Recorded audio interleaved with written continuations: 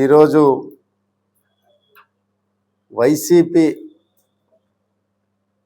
వాళ్ళు ఈ రాష్ట్రంలో లేరనే భావనతో ఉండి కొన్ని కాంట్రవర్సీ కావాలనే విద్వేషాలని రెచ్చగొట్టి మత ఘర్షణలకి దారి తీసే విధంగా వాళ్ళు చేస్తున్నటువంటి ఏదైతే మనం అనుకుంటున్నాం వాళ్ళు తెలిసి తప్పు చేస్తున్నారనే సంగతి మనం గ్రహించాలి.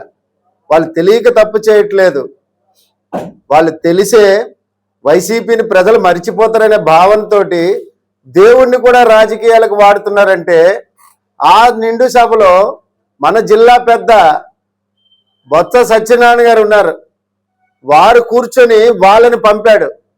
ఆయన అంటాడు, మేము ఎక్కడైనా చెప్పులతో దేవుడి ఫోటో పట్టుకుంటే చూపించండి, రికార్డులు మీ దగ్గర ఉంటే నిరూపించండి అని మాట్లాడుతున్నాడు.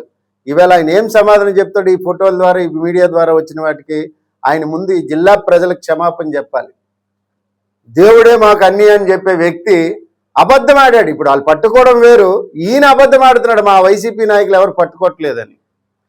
ఇటు దేశంలోనూ కాంగ్రెస్ పార్టీ, ఇటు రాష్ట్రంలోనూ వైఎస్ఆర్ కాంగ్రెస్ పార్టీ ఇద్దరు కూడా హిందూ తత్వాన్ని వ్యతిరేకంగా పనిచేస్తున్నారు. వీళ్ళకి పుట్టగొత్తలు కూడా ఉండే రోజులు ఉండవు. ఆ కాంగ్రెస్ పార్టీ ఈవేళ పార్లమెంట్లో కూడా ఇటువంటి వాదన చేస్తుంది. ఈవేళ అసెంబ్లీలో వీళ్ళు ఇదే వాదన చేస్తున్నారు.